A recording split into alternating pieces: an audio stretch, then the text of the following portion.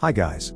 Today I'm going to recap a 2013 American psychological thriller movie called Side Effects. This movie tells you about a woman whose life was taken from her and fell into depression. The side effect of her antidepressant makes her sleepwalks often and ends up murdering her husband while she's sleeping at one night. So, who's at fault in this case? Is her psychiatrist to blame for giving the medicine? Let's find out. A socialite woman, Emily Taylor, is talking to her boss, letting her know that she won't be able to work tomorrow. Tomorrow her husband will be coming home from prison, after a 4 years prison sentence for insider trading. The next morning, Emily and her mother-in-law drive to the prison to pick up her husband, Martin Taylor. She has missed him so much and is so glad to meet him once more. The next day, Emily is driving her car, but she loses herself and drives into a wall, trying to take her own life. Soon after she wakes up in the hospital, a psychiatrist comes up to her introducing himself as Dr. Jonathan Banks. At first, Dr. Banks wants her to stay at the hospital for a couple more days, but Emily refuses. Martin just gets out of prison, and she has to work since Martin hasn't got any job yet. She convinces Dr. Banks that it was a one-time mistake, and she promises to get her prescribed antidepressant and see him regularly. One day at work, Emily feels nauseous and ends up throwing up in the toilet. Her boss sees these and comes to check up on her. She finds her antidepressant and tells her that she's been on it before and it makes her nauseous too. Emily then visits Dr. Banks's office doing the therapy session she promised. Emily shares that she used to draw pictures of her friends and people around her when she was still in school. And that is why she came to New York, to take classes for graphic design. She was working at the bar to pay for the class and that was where she met Martin. He swept her out of her feet, and soon they were married. When she still lived in Greenwich, Connecticut, Martin got into prison. She was so overwhelmed and went into therapy sessions with Dr. Victoria Siebert. Trying to find a more suitable medication for Emily, Dr. Banks meets with Dr. Siebert in a doctor conference.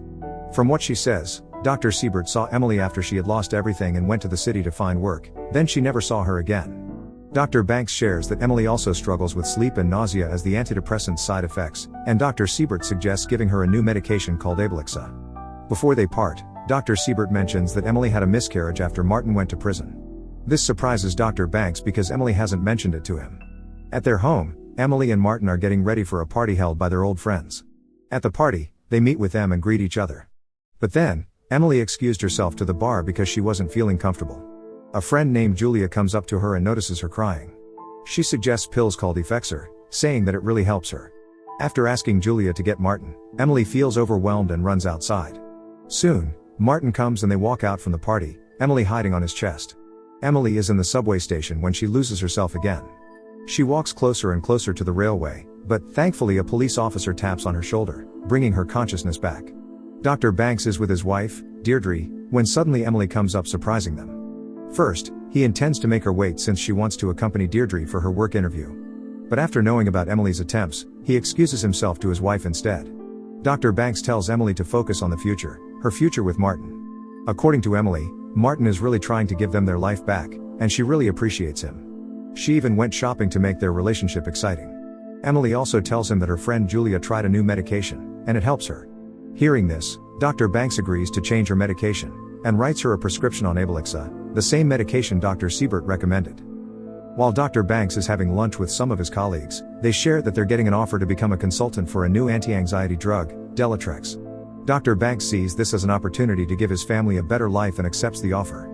At home, he gives the good news to his wife. But Deirdre isn't very happy about it, since it means less time for the family. But he convinces her that the money will really help them. Then, his stepson comes asking to be tucked into bed, stopping their conversation. Meanwhile, Emily and Martin's relationship is better than ever. They're spending their time together hanging out around town, and it seems like the new medication is working well with Emily. One night in the middle of the night, Martin wakes up to Emily sleepwalking while cooking and setting up the table. So in the next therapy session, Martin asks Dr. Banks to change Emily's medication, since it makes her sleepwalking worse. But Emily doesn't agree with this idea. She claims that this is the only medication that works for her. Before, it's like she's always in this poisonous fog bank rolling up on her mind, and she doesn't want to go through that anymore. Eventually, Dr. Banks can't do much, and lets her stay on Abilixa. At home, Martin shares the news that they'll probably be moving to Houston for his work. Emily isn't a fan of this idea because she wants to move back to Greenwich. The next day, Emily shows up at work very late at 4 p.m. She claims that she just forgot to get off of the train due to her mental issue. Thankfully, her boss understands her situation and lets her take a day off. Meanwhile, Martin just gets home from meeting his friend, but when she calls for Emily she isn't responding. He finds a miniature ship with a letter on the chair, but also 3 plates on their dining table. He then goes to the kitchen where he finds her cutting up vegetables. Then out of nowhere, Emily turns to him and stabs him in his stomach 2 times.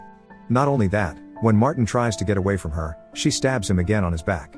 He crawls from her trying to save himself, but he loses blood quickly then passes out. Emily watches his husband bleed out with a blank stare. She then walks past his body and goes to bed like nothing happened. Police come in the morning, but Martin is already long gone. When the detective is interviewing Emily, she's shaken up and only says that she's asleep and doesn't remember anything. Dr. Banks also gets calls from the police station, since Emily has been asking for him.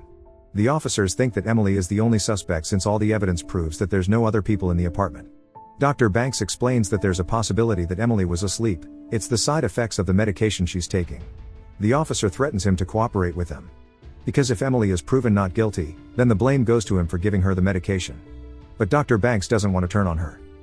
Dr. Banks visits her in the prison, and Emily is looking worse than ever. She's still in denial that she really took Martin's life, that makes her not want to see any pills anymore. He calls Dr. Siebert, asking for her opinion. He's afraid that Emily will be found guilty. But Dr. Siebert convinces him that they'll not charge her since she has no memory of it. Dr. Banks then goes to a meeting with a private investigator hired by Martin's mother. She also asks him to work with her to frame Emily, but again he refuses, saying he already told everything he knows. The next day, Martin's mother visits Emily in the prison. She comes to get an answer to what really happened to her son. A mother's heart is broken in pieces, she just got her son back and now she has lost him forever. But Emily only repeats her answer, that she doesn't remember anything. Emily then asks her to represent her statement to the public. So, she gets on TV and reads Emily's statement that she wrote herself, with the intention to bring awareness to the public of what are the side effects of Abilixa. But this action worries Dr. Banks, because this statement makes it seem that it's his fault for making her take the medication. His reputation in public is ruined now. This has really affected his life, press crowds in front of his house, taking the privacy of his family. His other patients are also getting worried that they'll end up like Emily and leave him. The law enforcement also asks for his current and previous patients' records. They still ask him questions, like why didn't he hospitalize Emily after her first suicide attempt? Dr. Banks doesn't think Emily will harm other people as she doesn't have any violent record. But the officer doesn't look pleased with his reason. On the other hand, Deirdre starts to get worried about her husband, but he manages to convince her that he will not be prosecuted for the case. Soon comes the day of the trial. The witnesses include the old man from the parking lot, the officer in the train station, and of course Dr. Banks, people who are familiar with Emily's suicide attempts before the incident. Dr. Banks explains to the jury that he believes Emily wasn't conscious, and that means she wasn't intending to do it. The final decision is that the states agree with not guilty for reason of insanity or NGRI. So Emily's not going to prison, but she has to stay in the mental institution, until it's decided that she's not gonna harm anyone again. But Emily isn't happy with this, she still believes she's not crazy. She blames it on Abilixa, even on Dr. Banks that makes her take the medicine. She thinks of going against the judgment, but thankfully they managed to convince her to take it. But this isn't the end for Dr. Banks. His closest colleagues even blame him for this case. One of his colleagues, Jean, even accuses him of having an affair with Emily. Jean relates the incident to one of Dr. Banks' previous patient, Allison Finn. It was during his residency era, Allison claimed that she and Dr. Banks were having a romantic relationship.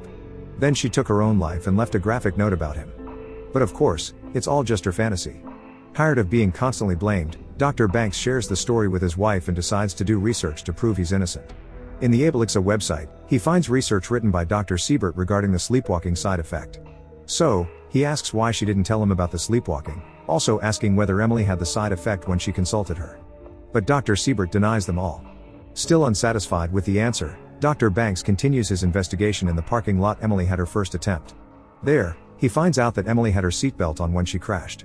Next, he goes to her office to ask about Emily and her workplace. Her boss mentions a quote from William Styron about poisonous fog bank, the same words Emily used to describe her depression. He also finds out that Emily doesn't have any colleague named Julia, as Emily stated that her friend Julia recommended another medication for her. Dr. Banks starts to suspect that Emily has been faking her condition to frame him and fool the public. To prove his suspicion, Dr. Banks comes to the hospital to confront Emily. But Emily seems to have an explanation for all of it. She doesn't remember how she came up with the term poisonous fog bank, but she claims that that's just how she felt back then, and Julia is actually her friend from the bar. To make his condition worse, Dr. Banks just got fired from being a consultant due to the case. Luckily, he finds out that some company is profiting from Abilixa's downfall, and uses it as a lead to investigate further. At home, he talks about this possibility with Deirdre, but she ignores him. For the past few weeks, all he cares about is this case. He doesn't have any time with his family, he basically abandons them. Deirdre is upset and tired of his obsession with it. The next day, Dr. Banks comes to visit Emily again. In this session, he's going to give Emily sodium amytal or the truth serum to prove to the court of her innocence. He explains to her that she'll get a sense of well-being, then eventually feels drowsy and falls asleep. When the serum takes effect, Dr. Banks starts asking a general question, then eventually leads to a question about Martin. But before he can ask more questions, Emily falls asleep. Dr. Banks takes this footage to the detective. Turns out, Dr. Banks never gave her any sodium amytal or any drugs, it actually was just saline water. It means that Emily faked her falling asleep and has been lying this whole time. But the detective thinks that it's already too late as the case is closed, and starting over the investigation will just mean that they have failed. Not giving up, Dr. Banks asks his colleague, Jean, to examine her. But just like everyone else, he tells him to move on. When Dr. Banks gets back to the hospital, he finally gives up and wants to say his goodbye. He notices Dr. Siebert's name is on Emily's visitor list. So he goes to confront her about it, but then she tells him that Emily called her herself, because she's upset with him about the amytal. After Dr. Banks leaves, Dr. Siebert takes out a bunch of photographs of Dr. Banks and Emily in the lobby the day of her second attempt, and also Emily's explicit photos on a bed. She then calls someone to deliver them to Deirdre. When Dr. Banks gets home, Deirdre has already opened the scandalous photos. But after getting slapped by his wife, he still talks about how these photos prove his theory that Emily and Dr. Siebert are framing him. Tired, Deirdre gets out of the apartment and leaves him alone. After receiving a voicemail from Dr. Siebert, Dr. Banks goes to see her again. This time he bluffs at her, saying that Emily has told him everything about their scheme.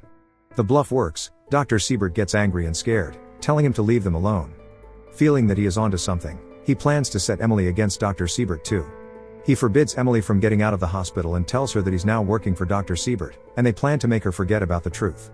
To convince her, he arranges a secret meeting with Dr. Siebert, where Emily can see them from her window. So now she really believes Dr. Banks' lie that they're working together. After that, Emily decides to cooperate with him and uncovers the full story. Martin gave her the dream life back then, until suddenly all of them got taken from her. Then, she fell into depression and met Dr. Siebert.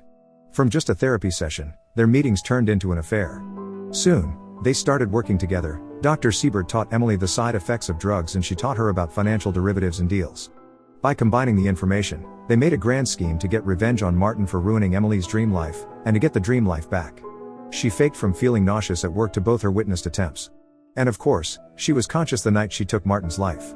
After she finds out that they have intended to keep her in the hospital forever, she offers him another deal to expose Dr. Siebert's corruption. He agrees to her and clears her to leave the hospital.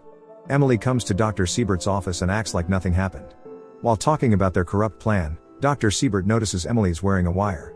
When she tries to escape, the police are already at her door. But little did Emily know, Dr. Banks only used her for his own benefit.